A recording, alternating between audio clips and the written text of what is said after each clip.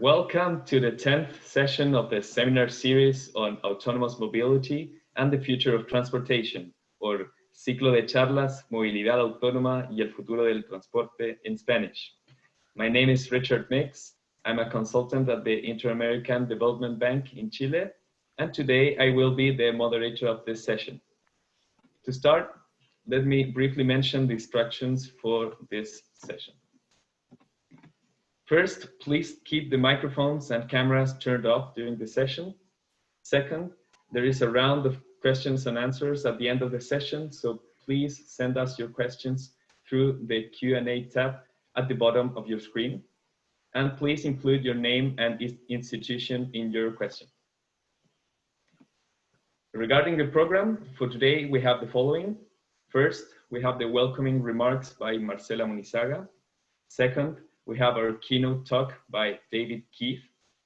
Third, we have the comments by our guest respondents, Juan Carlos Muñoz and Angelo Guevara. And to finish, we have the round of questions by our panel, conformed by David, Juan Carlos, and Angelo. So now let's welcome Marcela Munizaga, Academic and Research Director at the Faculty of Physical and Mathematical Sciences of the University of Chile. Marcela, welcome to the session.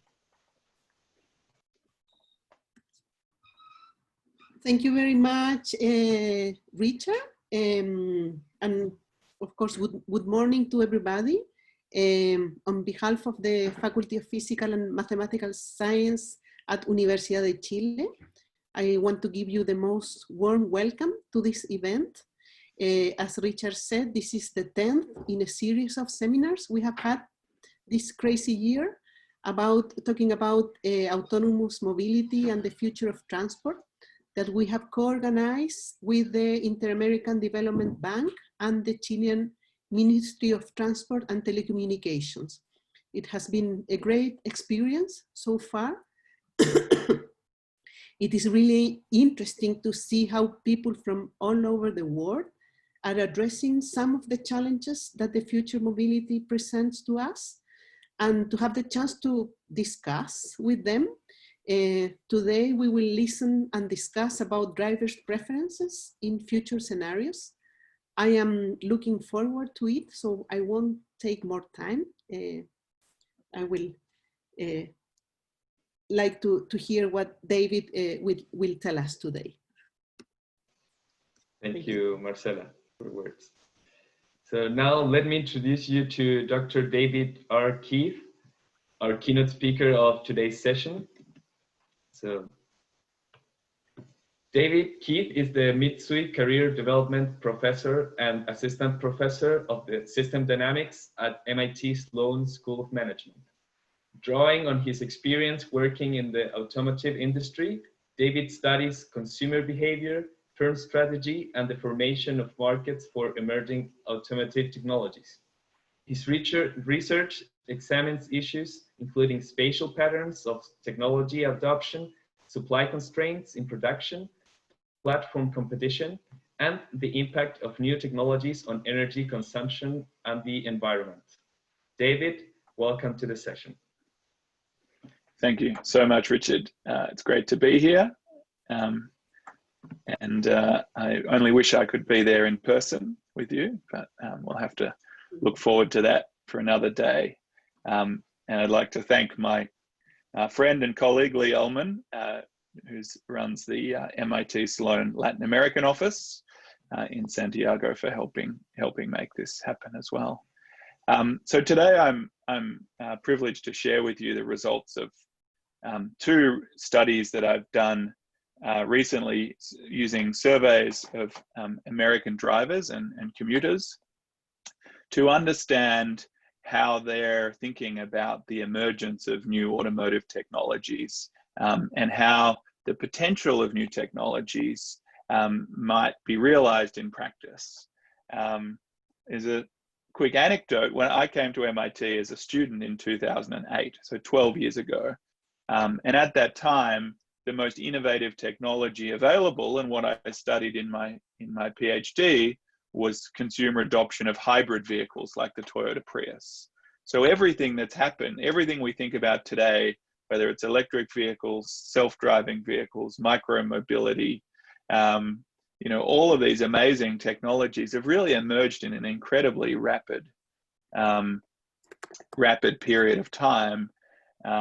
And increasingly the negative consequences or the externalities of our dependence on privately owned automobiles for the way we get around cities is becoming increasingly apparent, whether that's road safety, crashes and deaths, urban air pollution, greenhouse gas emissions, or just traffic congestion, which is ultimately the way we price our roads today. You know, people will keep driving until, for the marginal traveler, it takes longer than they're willing to spend of their own time to get going from A to B.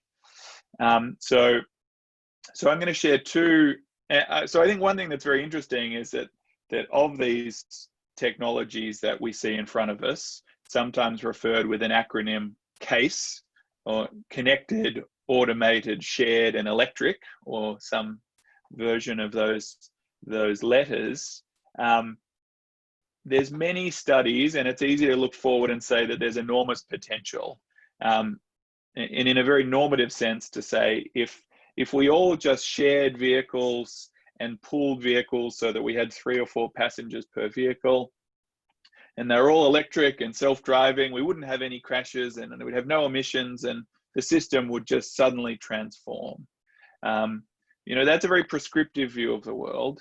The reality is that the adoption of these technologies is conditioned by consumer preferences, by the turnover of the existing fleet of vehicles that's on the road. And an automobile sold today has a life of 15 or 20 years. So those technologies just aren't going to immediately go away should a new technology emerge at the margin. And so to the studies I'm going to present today, there's 2 of them. The first one examines the question of whether consumers are willing to pool rides, or you know, having 2 passengers who probably don't know each other riding in the same vehicle. And we're studying this in the ride-hailing context. So think of Uber and Lyft and Didi and these types of platforms. The results I'm going to show you are from a stated preference survey.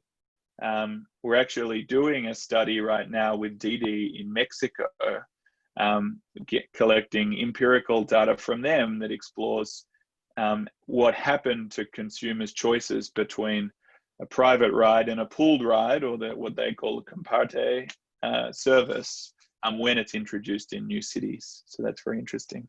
The second study is going to look at the question of private vehicle ownership, and whether commuters will actually be willing to give up a privately owned vehicle in order to use a shared vehicle. So in this paper, we explore what motivates consumers to choose between an individual ride and a pooled ride in the ride-hailing context. And we consider this in the broader context of ride-hailing, public transit usage, and the potential introduction of automated vehicles. Because there's a belief that if automated vehicles suddenly make the driving much more, and ride-hailing in particular, much more convenient, that suddenly people will give up private vehicle ownership, and that with pooling we will enable, you know, a dramatically more efficient private vehicle system. What we're going to show in this study, is feeding into a narrative that this could actually create even more problems than we might imagine. You know, on one hand, it's great to get more passengers into vehicles, to have fewer empty seats, but potentially we're pulling passengers off public transit system, which are already stressed. So really we want to understand how, in reality, how likely are consumers to actually choose a pooled ride versus an individual ride. So pooling is a really interesting technology. There's nothing that complex about it. It's, carpooling has been possible forever. There's nothing stopping us from picking up another passenger in our car. However, and doing so has enormous benefits. There are a few things that can increase the efficiency of, vehicle use as much as putting two people in a car instead of one. It offers lower travel costs, fewer externalities. Pooling has been around forever. If we go back to the early 1900s in the United States, there was rides called jitneys. A jitney was the name for a nickel or a 5-cent piece. So basically cars would drive up and down streets and you would just give the driver a nickel. These rapidly expanded through the US cities. There was not a lot of regulation and there was competition with streetcars, and these services went away very quickly. But pooling and carpooling has had a continuing role through the 20th century, and some very provocative government posters here from the United States during World War II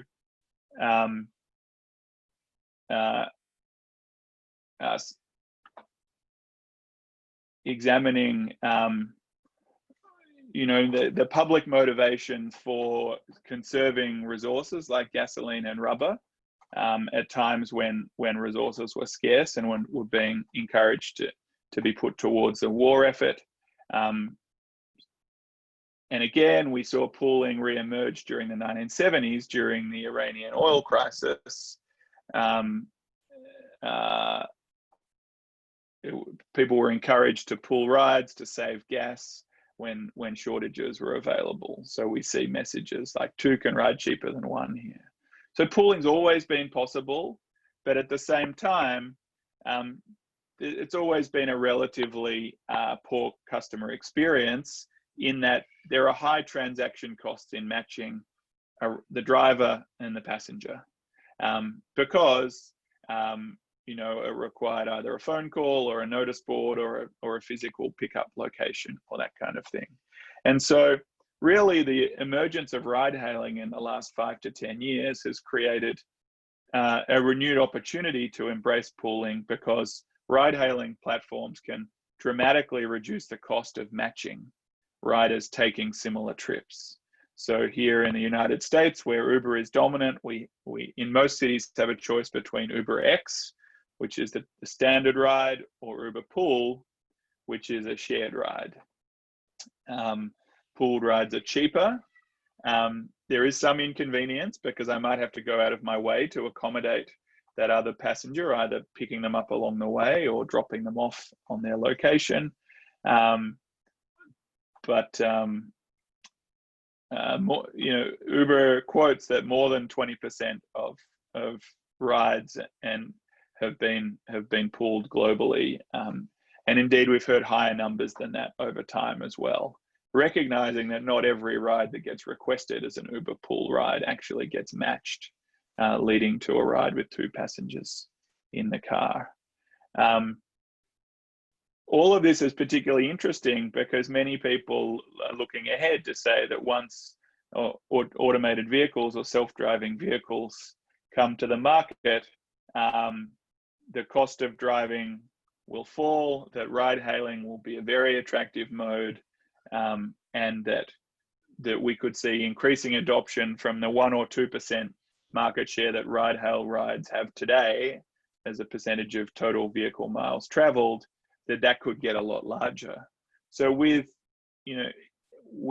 much easier access to pool rides and increasing adoption of ride hailing, it seems possible that we could see widespread adoption of pooling in the United States and other parts of the world.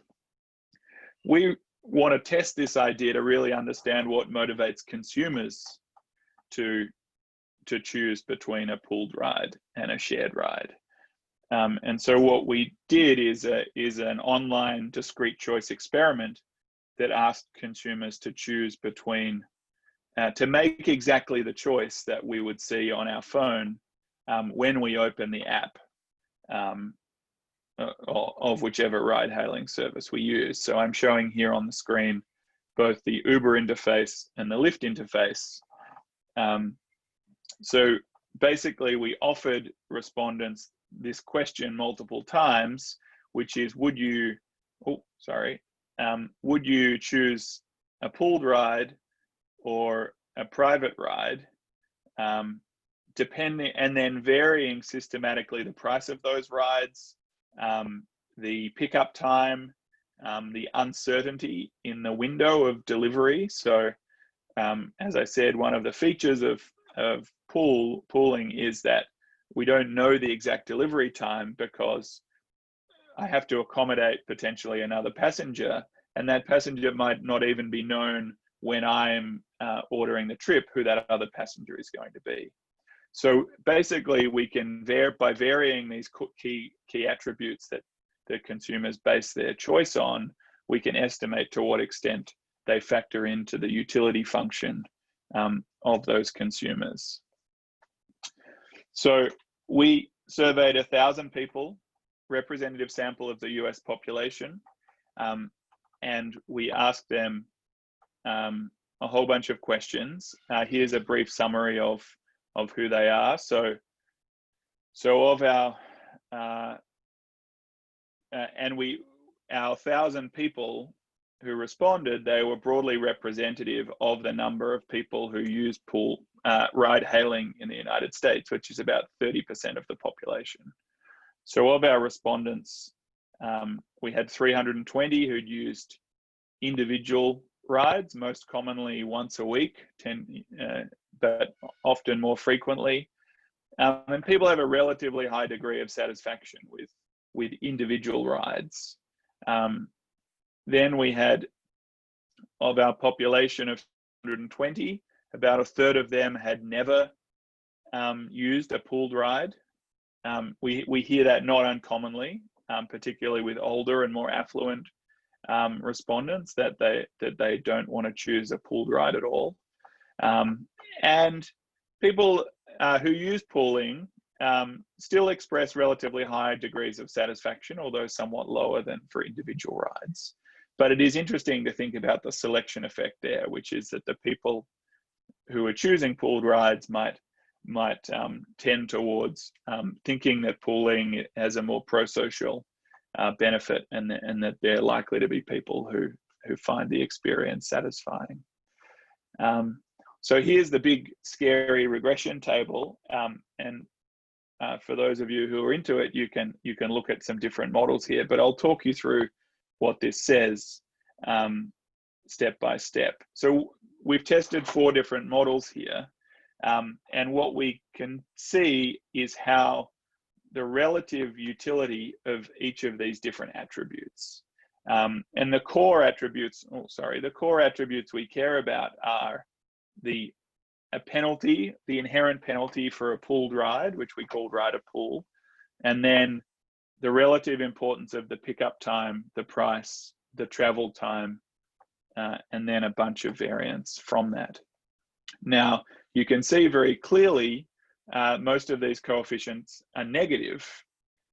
That's because consistently consumers like faster pickup times, so less is better. They like cheaper trips, and they like faster travel times. So none of that should really surprise us. What the top line tells us is people have an inherent aversion to pooling. There's a penalty, even controlling for a bunch of other factors, income, political preferences, gender, age. People still have an inherent aversion to pooling. Now, this is critically important, because if we're making strategies that depend on the idea that our populations will suddenly be willing to ride alongside other people that they don't know, then we should be very wary of that. Now, why is that? Well, one thing is the inconvenience, certainly, in terms of trip planning. But in addition, there's just the inconvenience of sharing the cabin with another person. You know, they might have a lot of bags with them, or smelly food, or you know, we frequently hear from the women don't feel comfortable taking a pooled ride particularly in the evening, these types of things. From these coefficients, we can reveal, the relative magnitude of these coefficients tell us some interesting things. So for rides that were in the range of $10 to $20, this pooling penalty is worth about $3.60 a trip, right? So somewhere in the order of 30%. That's the amount of disutility, or how much more I would be willing to pay in order to avoid taking a pooled ride. Second, we can look at the relative magnitude of these pickup time and travel time coefficients. And so pickup time in minutes translates to a value of about $21 an hour. And that's broadly consistent with valuations of travel time that we see in the mobility literature more broadly. What's interesting is that, that's pickup time. Travel time, our estimate is lower. It's in the range of $14 an hour. So an interesting insight there is the minutes of pickup time weigh more heavily on people's minds, or have a greater cost associated with them than travel time. So actually sitting in the vehicle and riding along. And that's probably consistent with our expectations that if I'm standing on a curb, could be bad weather, or I want to get somewhere in a hurry, and once I get in the car, I'm a little more relaxed. Another interesting thing is that a minute of uncertainty in how long the ride's going to take for a pooled ride is worth about 0.7 minutes of travel time. So what that means is riders are really dislike the uncertainty in travel time that pooling introduces, even controlling for this pooling penalty. And then the last thing I'd like to point out here is that there's a very strong income effect. So we see that low-income riders have a much more positive affect worth about $1.80. So about half of this pooling penalty goes away for low-income riders. So what that tells us is that people who have relatively higher incomes, college professors included, when I talk to my peers at MIT, most of the professors are very strongly against using pooled rides. And I think we can relate that to them having professional salaries, so they can afford to pay for an individual ride, and they value their time. So they want to pay with money and get to where they're going as quickly as possible. In contrast, lower income riders here in our sample are paying with their time because they're paying for the pooled ride in order to save money. So that's a very interesting observation. So to put some of this into a sort of little simulation analysis, we consider what would happen if from this initial choice example I have here, that you could choose between a private ride, the MyRider ride, and the Rider Pool ride with some different coefficients. What would happen if, with the introduction of automated vehicles and the cost of driving falls, how would riders' propensity to choose pooled rides change? So what we see here is that if this learning curve, or this cost reductions that some people believe are coming with self-driving cars, as the cost of driving falls, the cost penalty associated with driving in a private vehicle falls as well. Even if it's proportionally that much cheaper to use a pooled ride, the actual magnitude of the cost penalty goes away to some extent. And so what we see here is that when we put that back into the Logit model that we estimate, that whereas 40% of people might have been willing to pool at these initial costs, that falls down below 20% with the cost of driving falling. So what all of that says is that far be it from the introduction of AVs lead people to be more likely to pool, leading to some sort of synergies. Actually, we see the opposite happening, which is that if we make the cost of driving very cheap, people will be more likely to ride in their own vehicle because it's that much cheaper, and why pool if I can get that cheaper ride for free? Now we can then do experiments and say, for example, what would happen if we had dedicated HOV lanes such that the travel time of rider pool was reduced to that of the private ride. So when we can remove that travel time penalty, we can recover some of that lost market share for pooling. So what this study does is unpack what motivates consumers to choose pooling. And whilst consumers have an inherent aversion to pooling, we can show that the lower price of pooled rides is attractive to some income segment, to some segments, particularly low-income riders. And indeed, we see plenty of students at MIT using pooled rides as well. But counterintuitively, that doesn't lead us to think that we're going to see more and more pooling if we have self-driving vehicles, because the financial benefit of taking a pooled ride, which currently is quite large, is going to get reduced. So if we want to correct that negative externality of driving, we should think about policies that actually encourage people to take pooled rides, whether that's dedicated HOV lanes or priority fees at airports, so that passengers are encouraged to use pooled rides to airports versus private rides, etc. So I'm going to leave the first study there, and I look forward to discussing that with you shortly. Second, we're going to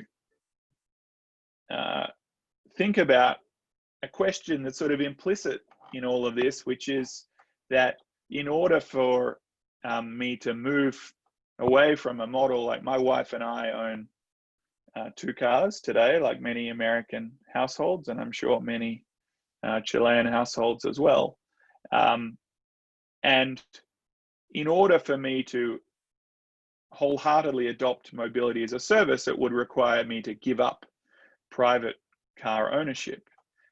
Today, I'm a very enthusiastic user of ride hailing. I use it to go to the airport, and I use it to go to a bar or a restaurant if I know that I'm going out at night. But I still have my privately owned vehicle because I have small kids and car seats and all these types of things, the sort of real world messiness. So it's an important question about, well, what would get us from taking ride hailing as being a complement to private vehicle ownership to really being a substitute for private vehicle ownership. There are many benefits, as I've already outlined, about getting people out of privately owned vehicles and into shared vehicles. We would need many fewer vehicles. We would have reduced need for parking, for example. And increasingly, people are pointing to the negative aspects of car ownership. The average modern vehicle costs around $9,000 a year to own in the United States, factoring in depreciation and maintenance and tires and all these types of things. And yet that car sits idle 90 to 95% of the time because I drive it from home to work, and then I sit there all day, and then I drive it home again or to the supermarket or that kind of thing. So, we've got this persistent reality of car ownership, and if car ownership is expensive and yet we're not doing it most of the time, it's interesting to think about why that tension exists. One theory is that people underestimate the cost of car ownership, because there's some intangibles like depreciation that don't get reported anywhere. But in this study, I'm going to advance a different theory, which is that whereas most studies and critiques have focused on the cost of car ownership, I would point to the potential benefits of car ownership. And in particular, the option value that exceeds merely the use value of getting from A to B. That whereas I'm only driving my car 5% of the time, that's very much true. But the other 95% of the time, my car is sitting in the driveway or sitting outside my house on the street waiting to be driven. And so whether I want to go out to get ice cream at night or go away for a weekend with my family, or if my wife goes into labor, you know, there's this option value. There's the possibility that I can drive at a moment's notice. And we also know that many people enjoy benefits, some status benefits, or sort of style and personality aspects from car ownership as well, all of which we lose if we shift to a model of ride hailing where, you know, I'm dependent on, oh, you can't see it, I'm holding up my phone, but I'm dependent on this thing, you know, having charge, and that if I push the right button, that a car's going to come and pick me up. Well, all of that's all well and good, but if it's the day before Christmas, or there's a storm coming, you know, we have snowstorms up here in New England, you know, that car might not arrive. And so I'm suggesting and seeking in this study that can we quantify the overall benefits that consumers enjoy from car ownership, and in particular tease apart this option value or this intangible value separate from this use value of ownership. So we've just completed a survey of 4,000 respondents, 1,000 in each of 4 different US metro areas. They're representative samples with respect to age, household income, and the number of cars owned in each household. So this is very, very much preliminary work. We have much more to do. It's very new, but exciting as well. So take everything you see here with a grain of salt. Yet it's very interesting, I think. So the first question we asked before the experimental part was asking some people why they didn't own a car. And this was in particular for respondents, the 230 people who didn't own a car in our sample. So the top response here was it's unaffordable, which is an economic justification. Second, it's more convenient to use non-car modes. Third was similar, finding parking's inconvenient or expensive. So we certainly see some both utilitarian aspects here, but also some convenience aspects here as well. We then asked the people who did own cars what might be their reasons for car ownership, or why would they be reluctant to give up their car. And I think this is particularly interesting that the top 3 responses, where people were allowed to respond to provide tick up to 3 of these boxes. And the top 3 responses stand out very clearly. The first one, control over my own travel schedule, that having my own car provides. Certainty and reliability, of being able to use my own car at any time, any place. And 3, the flexibility that a car provides. So the top 3 reasons that people who have cars would be reluctant to give them up are all non-use option reasons. You know, the fact that my car is fastest or my car is cheapest appear a long way down this list, which is really very interesting, because they're the things that the more utilitarian aspects, when we're thinking about the relative attractiveness of travel modes, we normally peak to, you know, the cost of a trip or a ticket, the cost of the travel time of a different mode. And yet here people are saying the reason they own cars is about flexibility, not about those quantifiables. So the first thing we did is we gave people a choice, and we said, would you, given a choice, we offered you two things. We said you can keep using your car for a year, or you can accept this amount of compensation in order to give up your car for a year. And we haven't done it, but we told respondents that there's the possibility that we would be asking to follow through on this, you know, in order to try and align their incentives and make them think that this was a very real possibility. So what we see here is that we first, in the left-hand column, we asked people how much compensation, or what got revealed is how much compensation they would need to receive in order to give up the ownership and use of their car for a year. And the median willingness to accept compensation value there was around $11,000, or a little over. So immediately we see, relative to the estimates, around $9,000 or so that people have for the cost of owning a vehicle, people are telling us that the value they enjoy from owning that vehicle exceeds the cost by in the order of 20%. Now, in the middle column, we can unpack that further. We asked people then a different set of questions that said, how much compensation would you need to receive in order to give up your privately owned car for a year if we also gave you free unlimited ride hailing? And here, what was revealed is that they would still $6,500 compensation to not have their own private vehicle.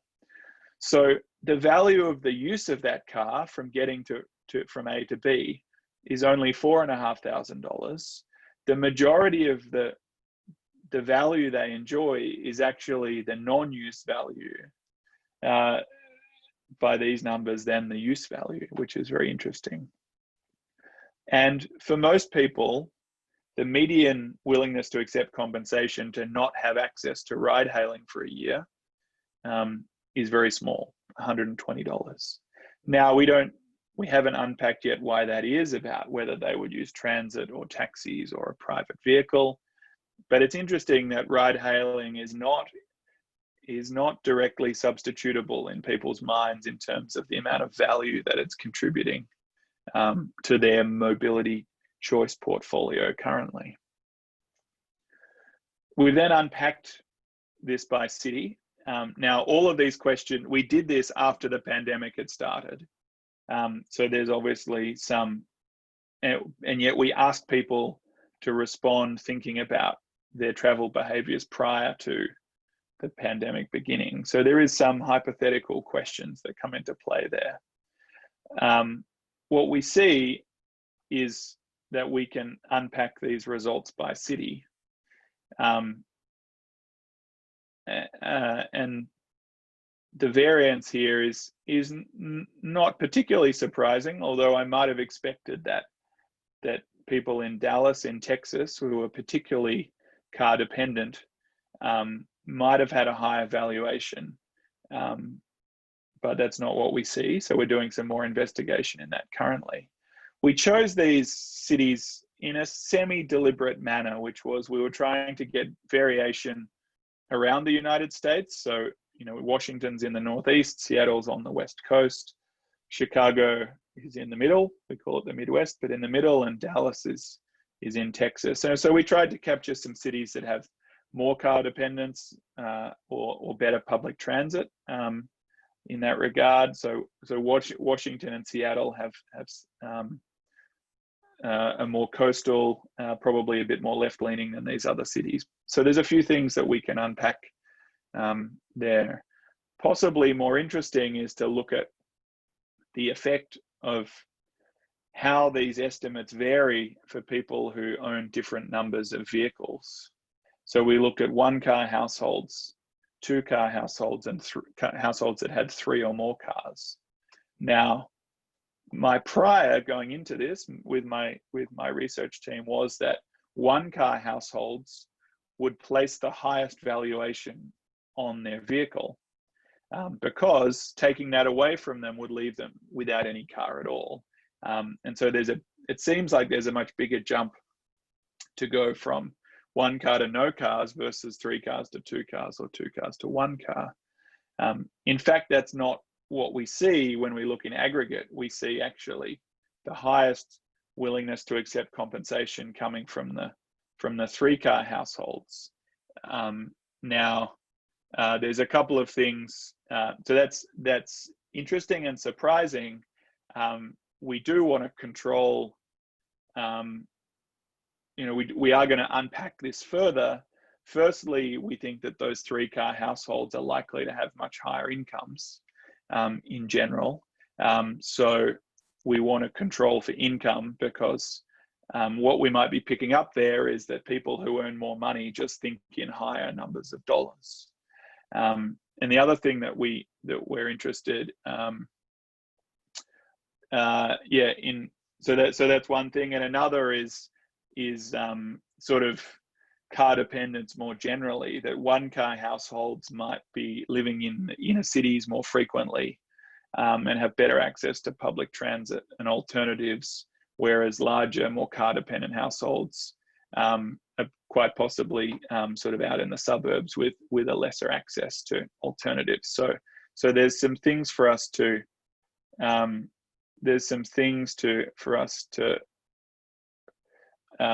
unpack there, and that'll be interesting. We also asked people about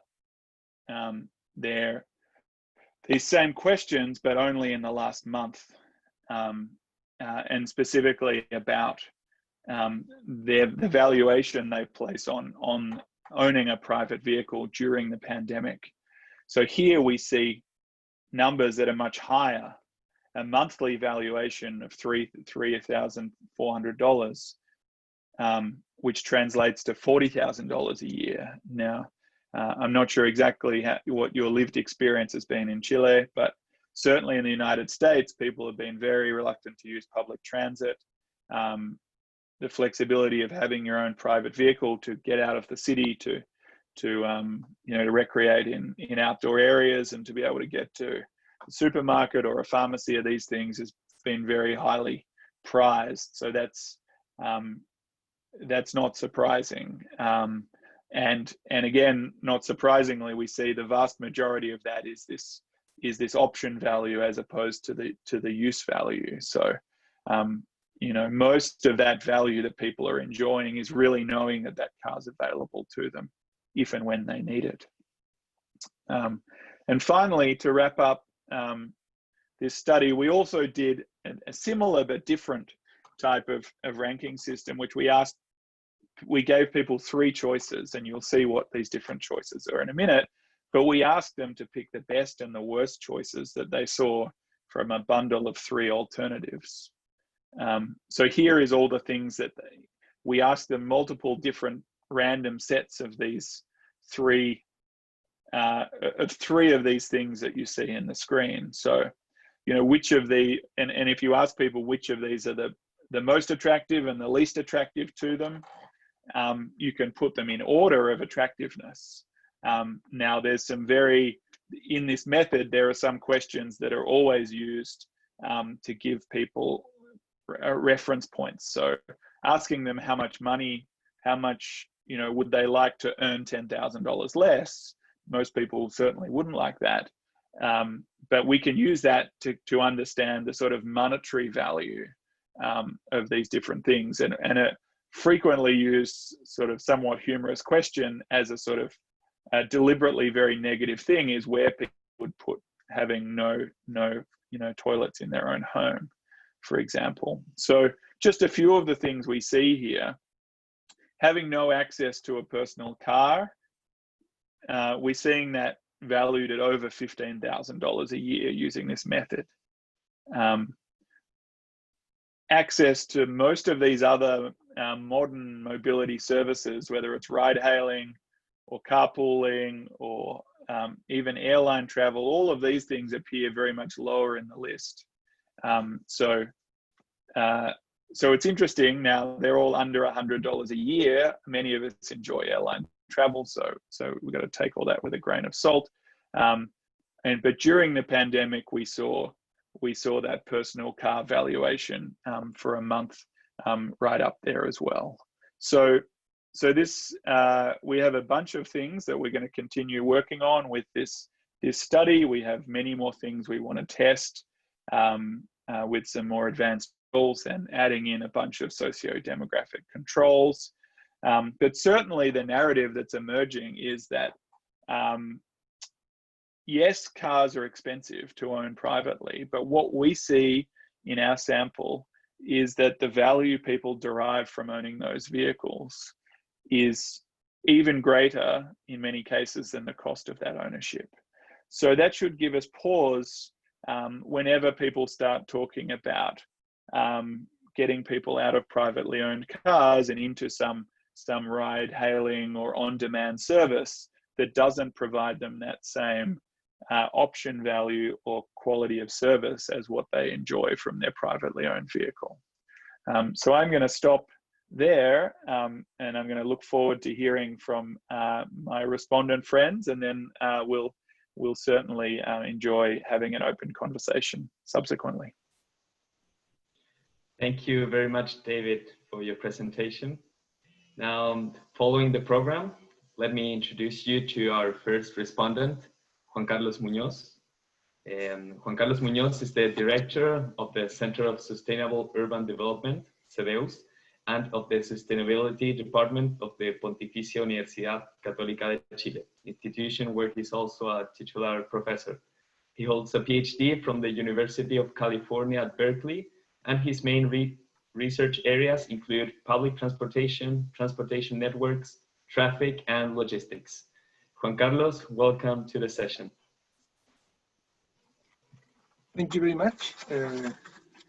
Very interesting talk. Thank you very much for the two but quite provocative research, David. It was very interesting for me to follow your presentation. It's a little bit out of the specific scope where I tended to work, but it was very interesting to listen. I was preparing some of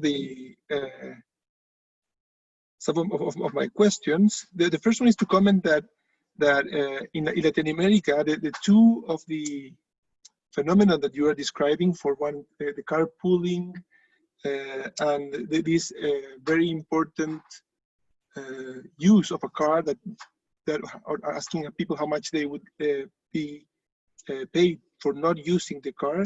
It's a little bit not very common for our people. Most households in Latin American cities do not have a car, and therefore they are mostly many of the people in these cities are captive of using other kind of transport, especially public transport. Regarding the first talk, I have some questions about the model and the methodology you followed, and also I would like to comment that it's interesting that in Chile I see very few people from high income that would use carpool. People usually have to deal with sometimes to schedule many trips all together, and that may prevent them from really be willing to carpool. And interestingly, or very curiously, the apps we have, which is the tool you used, are not allowed by the ministry to offer carpool services. So Uber is not allowed to offer Uber Pool, for instance. And that's probably the lobby of the shared taxis that provide that service that request to the government not to allow these companies to offer that service.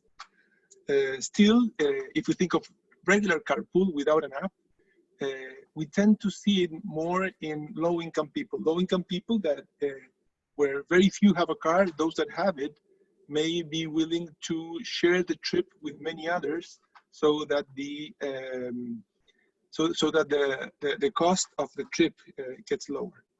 Regarding the model, I have a few concerns regarding the precision of the results. If in this case, since in this case we're using multinomial logic, I understand that here you are using a pseudo panel nature of the data, since you're asking each person to answer their choice in different scenarios. There will be a correlation between the choices of a specific individual, and it's not clear how your model was able to address this in a multinomial logic, if that's what you did, which is what the slides show. So that would make it there may be some bias in the results if you didn't consider that correlation. Another issue is that I understand that the choices you offered, the people that were asking or answering the scenarios, you offered average conditions for the trip. And these average conditions, and I wonder how did you choose them, because sometimes they may not represent exactly the conditions in which people may need to travel. So what we sometimes do is to ask people to ask them scenarios that pivot around the real trips that people are doing, so that by doing that you add some realism to a stage choice experiment, which I think it's key. Another issue that you may want to explore to make your experiment or scenario or your model a little bit stronger is to explore for systematic taste variations on people's choices, so that you interact them with the level of service of the variables, and that way you allow to test for some heterogeneity. I think that could be an interesting path towards making the model a bit stronger. And also, it would be interesting to provide in the parameters of the mixed logic the variance of the parameters. So we could judge whether the parameters are indeed random, or maybe if they should be fixed.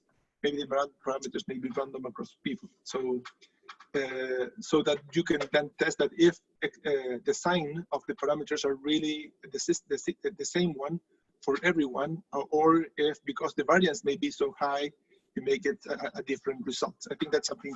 But anyway, I think in any case, the results I think are very interesting. So we could understand how much of this cost for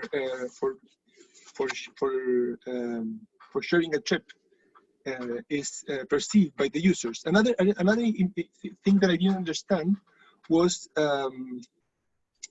how did you consider the variance of the conditions? You mentioned that there is this uncertainty in the trip, but I didn't understand how did you present it for the people that were had to choose among the different scenarios. And another thing that could be interesting is not only the uncertainty in how much it will take, but also, if I understand correctly, how these apps work. You're not always sure that you will get someone in your car. I mean, you may say, I'll be willing to accept someone, but maybe there will be someone, maybe there will not be someone in the car. And that uncertainty may also be interesting to add into the model.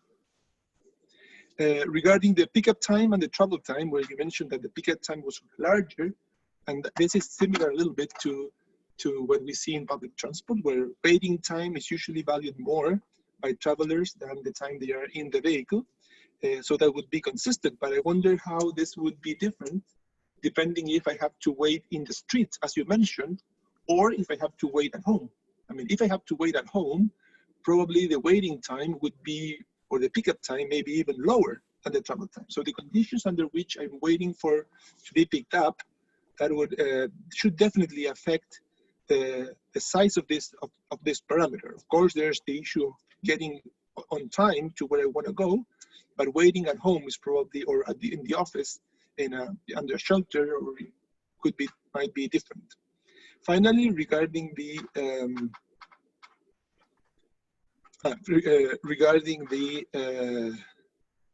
first chapter, the first research project, it was interesting to see that you would identify that people that have low income are more willing to share, and probably it would be interesting to know how the familiarity with public transport, where you always share, affects your results. Maybe people that never use public transport would have a different willingness to share than if you use it very frequently.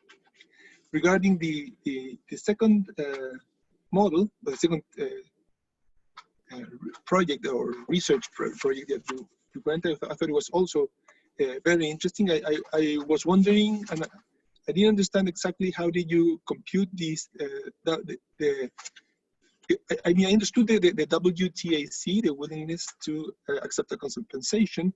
It would be interesting if you were to provide a confidence interval to have some sort of variability, because maybe this have a lot of variance, and maybe they don't. And I enjoyed very much that you were able to separate the results depending on the city where people were answering.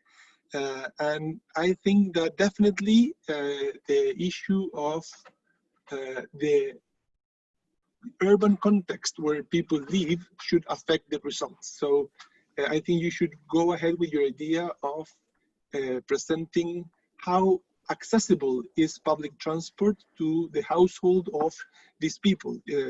I would guess that it's very, very different, and that is certainly, I think, affecting your results regarding how the number of cars impact this accessibility. I would suggest to do one, to incorporate the public transport system in the city. So maybe it's different for cities with better public transport than for cities with bad public transport. And also the issue of how accessible is the house where people actually live. Yes, that would be my comment, and thank you very much for this invitation. Thank you, Juan Carlos. David, is there something you want to comment on this? Sure, a couple of words. So Juan Carlos is obviously very experienced in these models. So I didn't show the results, but we definitely did estimate the mixed logit as well to capture this individual specific correlation in responses when we're doing repeated surveying of the same individual. So I didn't show those results, but we certainly have them. Directionally, they're all consistent in the same way, but that's a great point. We didn't pivot in the way that you're describing, although I appreciate the suggestion. What we did do, and which didn't reveal itself to be important, but we tried to, and there's only so many things you can do in one experiment, and so that we didn't pivot, but what we did do is we nudged half our sample to try and put them in a situation of more time pressure, which is to tell them that they were going to the airport in one condition, or that they were going shopping in a different condition. And that there was a header image that went with that.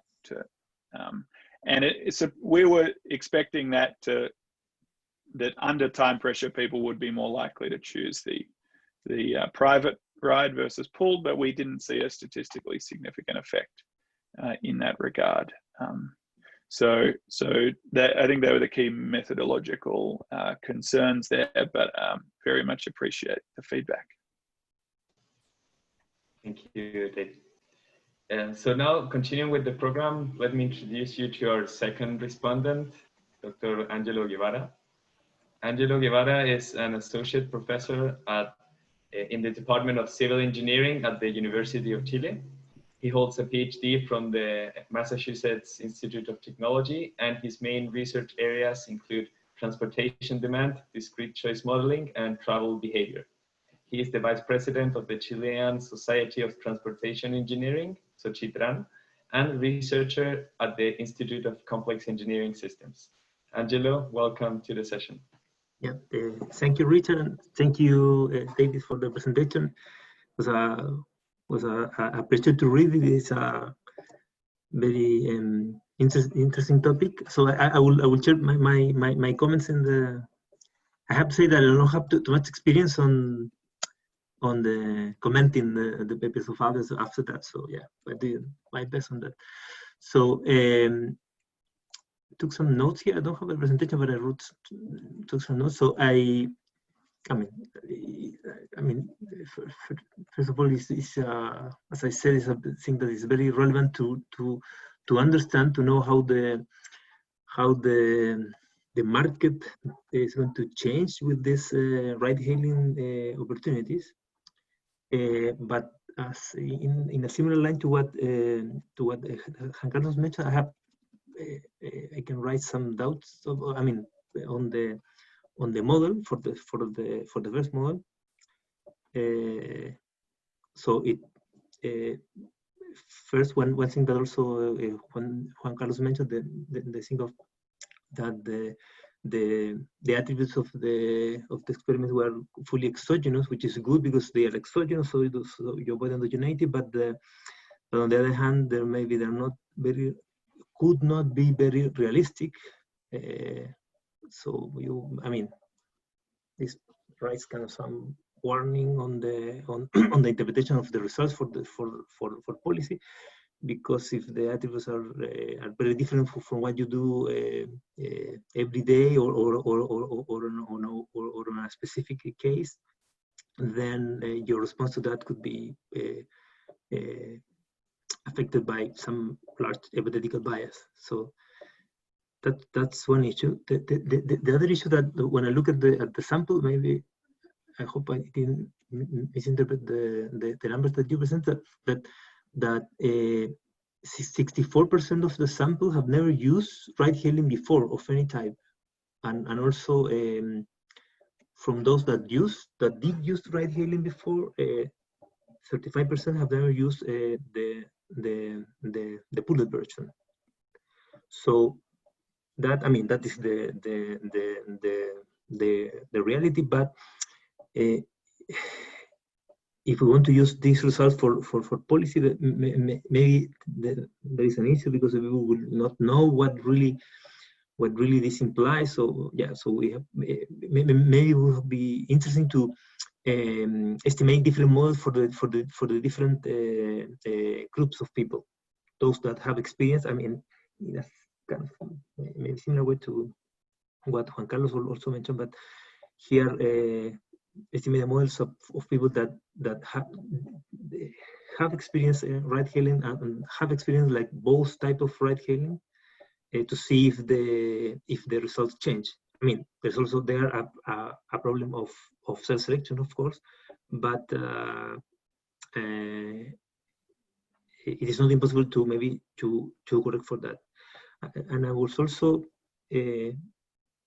another thing that I was kind of worried about in the slide where you present how did you offer the profiles in slide 13. You presented variability only on the ride pool alternative, which is realistic, because you may or may not have to stop for somebody. But in reality, you also have variance in the travel time, also in the my right version. So maybe that may also increase may cause some bias against the pool alternative. The other thing, the thing that was curious about was the treatment of income. You get that low-income people tend to prefer the pooling alternative, and in the way it is explained in the model, it looks like if it is something about taste, because you add it like as a constant. which is, I mean, it's reflected in the data. It is significant, but in reality, I mean, we guess that, I mean, it's reasonable to guess that this preference towards the pool alternative is because it is cheaper. So in that case, maybe it would be better to consider a different coefficient for travel costs to account for the difference in income. So we can differentiate the tastes from the real income effect. So those are my comments from the another question that I have, but that you answered right before. I mean, as an answer to Juan Carlos, was I didn't understand how you included the variable rushing, but I got it that it was kind of randomly assigned to the individuals. Like some people were asked them as to think that they were going to just shopping, another were going to the airport. So that makes sense. And on the policies, I mean, on the conclusions from your research, they are very interesting. I mean, the numbers, as I said, I mean, from my point of view, the actual numbers have to be, I mean,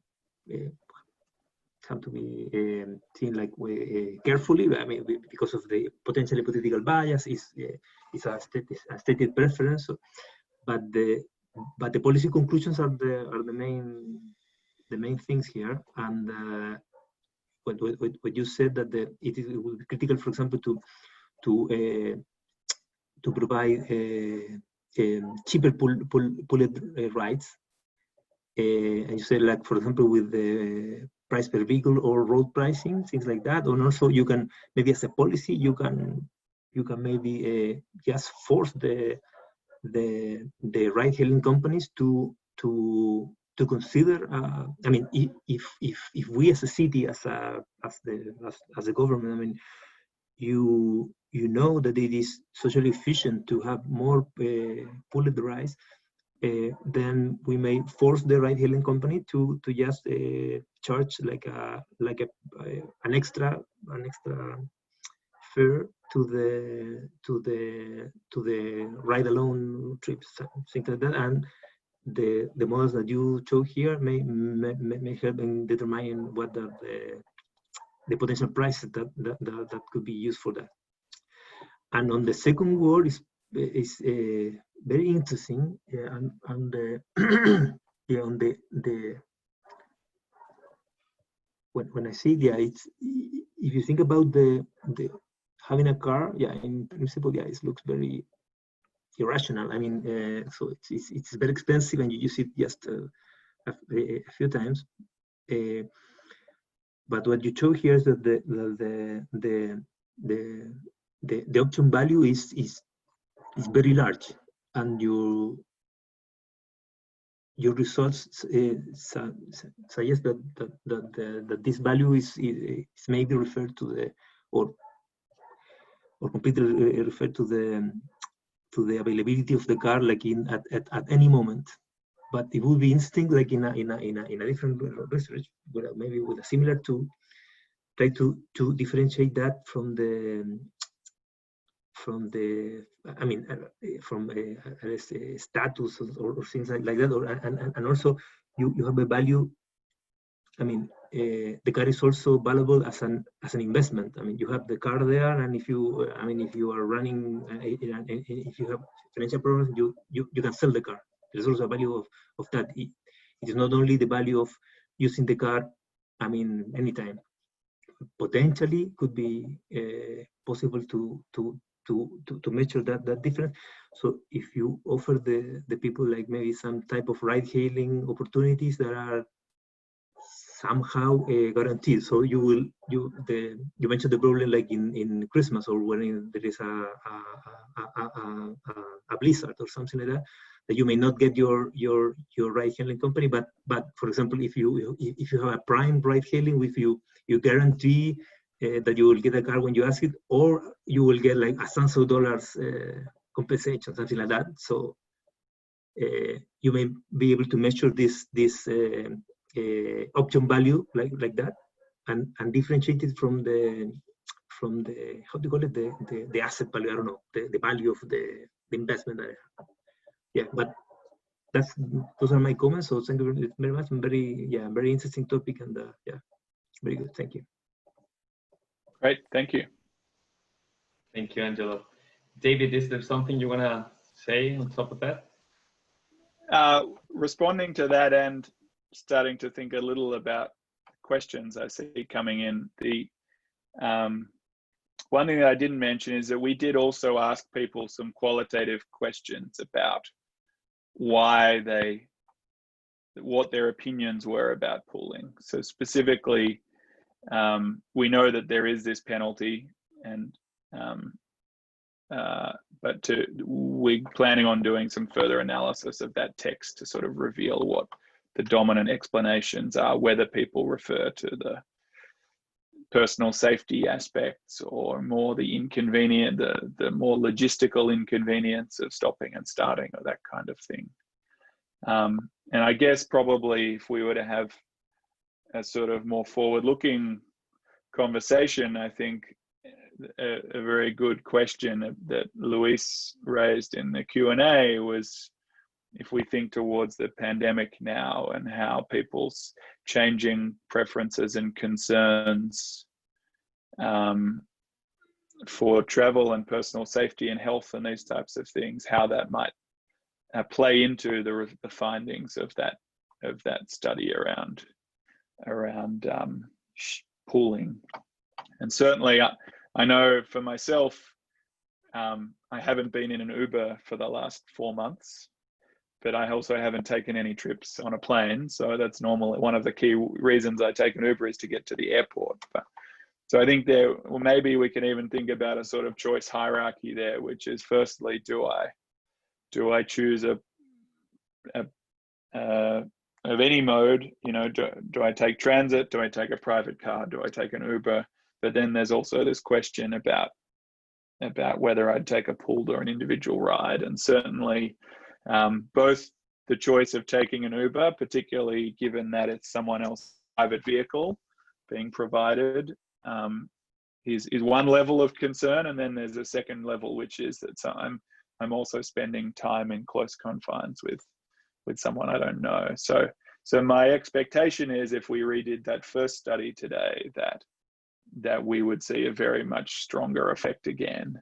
And in fact, the reality is that Uber and Lyft have actually suspended their pooled riding operations, as far as I know, in every US city, for that reason, because both the real health risk but also the perceived risk is very important. Thank you, David. Well, to continue with the last part of the session, we have picked some questions from the audience. So I'll start with the first one. It says the following: it would be interesting to understand the value of car ownership as a function of the respondent's age. Young people may not have the same relationship with their own car as older people do. In the same line, and addressing another one of the questions we have received, how does safety play in people's choice, having in mind maybe the context in Latin America?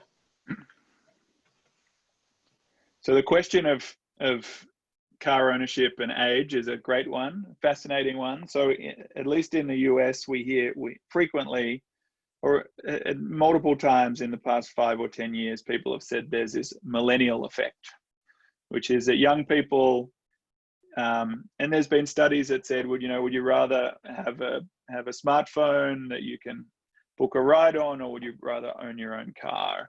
There's been studies saying that people are, that the rite of passage of getting your driving license the day you turn 18 or 21 or whatever the age is, that people aren't doing that in the same prevalence. For anyone interested in that topic, I'd encourage you to read work by one of my colleagues, Chris Knittel, who's a professor at MIT Sloan.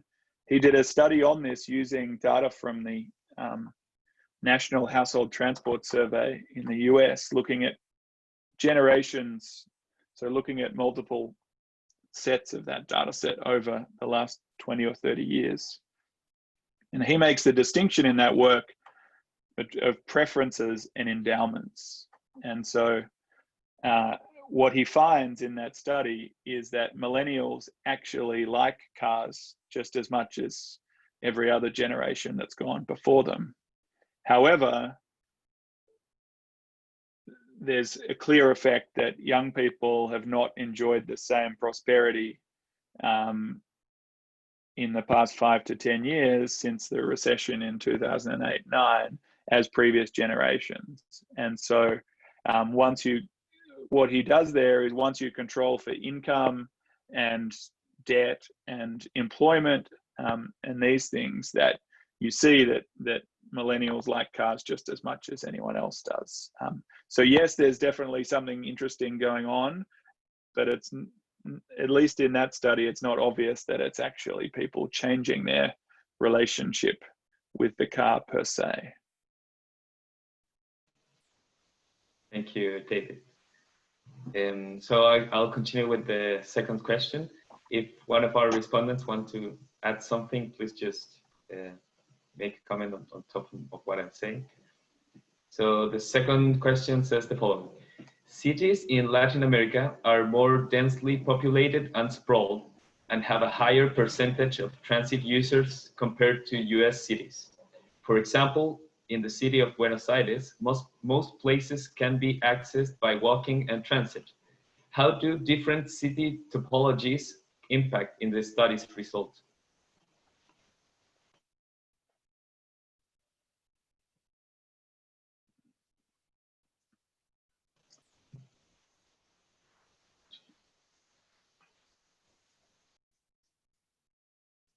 Do one of you local experts want to have a go at that?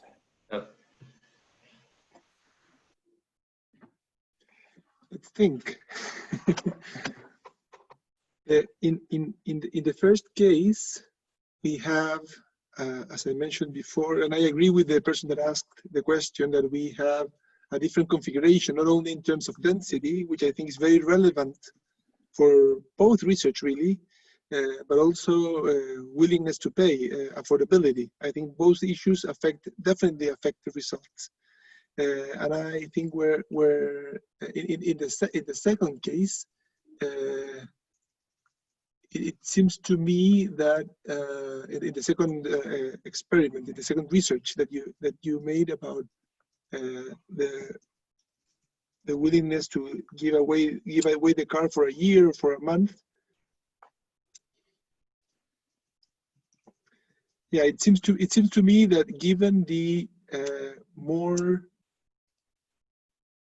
dense service we have by metro in our cities, where people are more familiarized with public transport, where I think it's less, in the US cities, it's more considered like a low-income people service. In this case, in our cities, it's a little bit so, but less, I think. I would imagine that would affect the results in terms of showing significantly lower figures for this value, because we have a lower income, and because I think the density of our public transport system is better. It's not really about the buses or the vehicles, but about the service and the frequency, how much you have to walk and how much you have to wait. Once you're in the vehicle, of course, the public transport in the US is probably even better than ours. Although in our case in Santiago, we have a wonderful metro system, which has very high quality inside the vehicles.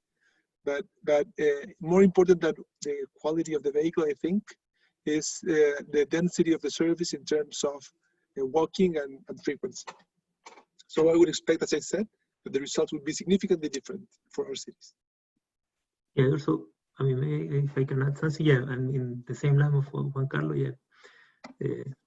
The difference, like in the option value of the car. Yeah, I live in Boston only but I live, I mean, on campus at the MIT, and there was a bus that went by like pretty close, like one block, but it worked only during the week, and it was like every hour. So if you have to do something like with the bus, I mean, you cannot plan with that. I mean, the option value of having a car there. I mean, I was there, and I had kids also, so we had a car, because without the car, I mean, we'll have to walk or maybe spend like a full day to do something. But in Santiago, in many Latin American cities, I mean, it is feasible. I mean, you can get a bus. I mean, it may not. I mean, they make it budget or something, but you likely will get a bus like in 15 minutes. You will be on a bus to everywhere. So in that sense, the option value of the car should be lower. And on top of that, what also Juan Carlos mentioned, the income effect, the incomes are lower here, so the option value of the car to that regard should be lower. But on the other hand, the value of the car as how do you call it? You mentioned it, David. Like a status or something like that. Maybe it's still relevant. It's more relevant here. Like I mean, I have a car, so I am better than you. Things like that. Right, and so implicit in all of this is that the US has some of the highest highest private vehicle ownership per capita in the world, 800 cars per 1,000 people, and have relatively poor quality public transit systems. And as Juan Carlos mentioned, buses in particular are really looked down upon as being a sort of mode of last resort in many cities of the US. So qualitatively, I would expect that our results would reveal themselves in similar ways, but the magnitude of them is certainly going to be different depending on the mode split and the specific contextual factors of each city as well. Thank you, David, and thanks to our respondents. So one last question is the following. Should there be a financial incentive for pooled rides amongst users? What about a subsidy? Who should pay that eventual subsidy in this case? So, yeah, well, at a high level, I mean, I think if and Juan Carlos thinks about public transit and transport systems as a whole, I mean, I think most communities want to discourage private automobile use overall.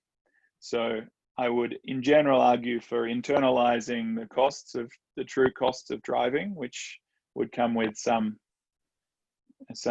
whether that's a carbon tax or a VMT tax or whatever it is. But we certainly want to do that in such a way that it also encourages, at the margin, if we are going to take a trip in an automobile, that there's an incentive to also have more people in that automobile. So yes, and in general, incentives versus taxes. Yeah, I mean, a tax is probably easier to implement in reality, partly because of where the money has to come from. If you're really a purist, you could even think about a fee-based scheme where, individual car drivers have to pay a tax, and that's somehow converted to making shared ride-hailing trips cheaper or something. In some way, the HOV lines are a sort of subsidy, right? You're giving the trip traveling conditions that would not receive otherwise. So there is some rationality regarding subsidizing carpooling. I am not that sure if you should subsidize pocket money, but if you could, as the US does, foster some people to have a privileged way in the highway, especially if you take that away from cars that are with a single occupancy. I think it makes a lot of sense. I think it would be interesting to have, especially for services that are far away, or for connecting people for trips that are long trips within a city, to allow buses also to take these HOV lines, which sometimes they do. But in Latin America, we rarely do something like that. We have bus corridors, which are also some way of subsidizing people who use public transport by giving them a privileged place in the road. But when we look at least in the case of public transport users, we look at if at the optimal subsidy of the trips, we realize that there is an economical rationale for subsidizing their trips in an amount that is sometimes around 80% of the fare, which is quite substantial. In the case of carpooling, I would doubt that it's significant because the occupancy of the vehicle is much lower. But yes. I would add, so I would add to that one advantage of the ride-hailing is that you may think of a scheme for congestion pricing that can be applied. I mean, on the run. I mean, because you have the information of where this specific car is driving and